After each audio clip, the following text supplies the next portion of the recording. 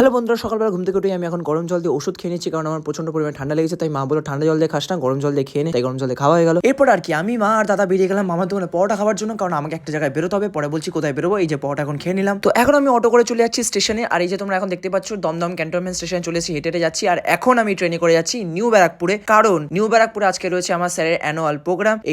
এই দেখো কৃষ্টি অডিটোরিয়ামে যেটা অ্যানুয়াল প্রোগ্রাম হতে চলেছে। তো এখন বেশি ভিড় হয়নি, কিছু জন মাত্র এসছে। আর এই দেখো ল্যাডার দিয়ে এখানে এখন লাইটিং সেট করা হচ্ছে। আর কিছুক্ষণের মধ্যে আমি এখানে দেখো মেকআপে বসে পড়েছি। আজকে যেহেতু আমি একটু ইন্ডিয়ান স্টাইলে, ক্লাসিক্যাল স্টাইলে ডান্স পারফর্ম করবো, তো আজকে একটু বেশি মেকআপ করতে হবে।